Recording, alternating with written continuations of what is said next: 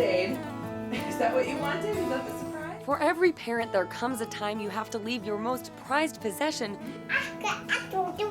in the care of someone else. For Danielle Bermond, the time came when her daughter Devin was about 3 months old. There was something that my husband and I needed to do, and I don't remember what. And we had to think about getting a babysitter. And the thought just put me into a panic. She ended up using a friend's nanny that first time, then set out to find a sitter of her own. I didn't have anyone necessarily who had a babysitter they could loan me.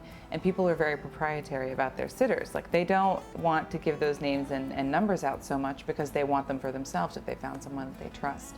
So I didn't have a pool of references. You know, if I needed a restaurant, I had plenty of people to call. If I needed a babysitter, I had all these new moms who I had only been friends with for 3 or 4 months. Danielle went through a babysitting agency, screening sitters first by phone, then in person. I was searching for what would make me comfortable. And to me, I thought maybe it was asking the right questions in advance.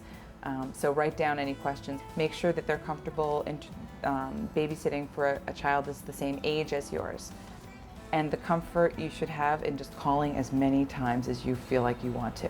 The babysitter should not give you any attitude about calling home if you're getting comfortable with the babysitter or using a babysitter for the first time. Danielle also looked at how they interacted with Devin. Yeah. Yes, and what's this? Were they comfortable, confident holding a baby? Could they, change a diaper without too much hesitation? Were they not freaked out if something spilled on them or the baby spit up? Something like that. Swimming in the ocean, that's right.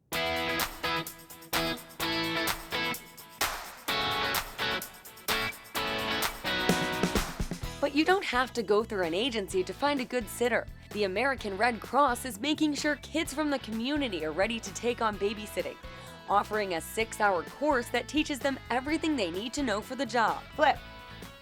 Okay, get them back on the back position. Flip.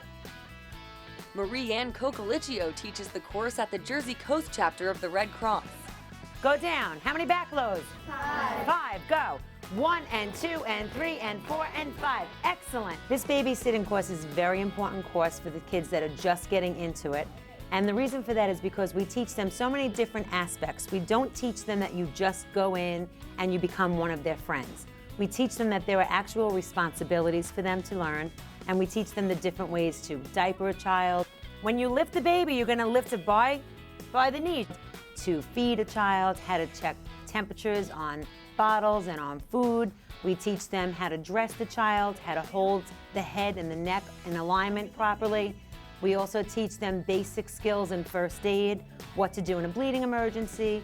We teach them what to do if a child or an infant stops breathing. 1-1000, breathe. 1-1000, breathe. We teach them what to do if there's a choking emergency, and they leave here knowing really exactly what to do. Come on, put something into it. 13, 14, 15. 2 fingers. And let me tell you, those kids are excited. They want to learn this. Give me one signal that an infant is choking. 1. They want to learn how to do this. They want to know that they can make a difference, and they really can. And the Red Cross sends kids home with all sorts of literature to help them get started, including a handbook with everything they learned in class. And we also give them sheets to put next to the phone so that in case the parent forgets something, the babysitter doesn't. Parents should make sure to leave emergency contact information for the babysitter, including their phone number and their spouse's, where they'll be and the phone number there, the phone number of a neighbor in case the babysitter can't get in touch with anyone else, and a list of allergies the child has, especially when it comes to medications. No matter how well you've prepared your babysitter, leaving your child can still be tough. I just had to leave the room. Like, I just had to walk away and finally just sort of take the plunge and leave and walk out the door and go to the elevator and get out of the building, because I kept checking and double checking and just figuring it out until I found someone I was really comfortable with. But Danielle says it gets easier, and you can make it easy on your little one as well.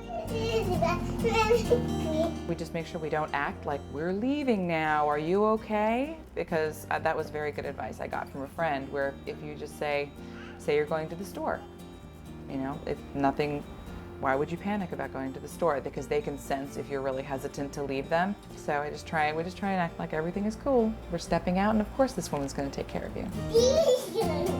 Oh. If your child is older and interested in becoming a babysitter, log on to www.redcross.org and find your local chapter for a babysitting course near you.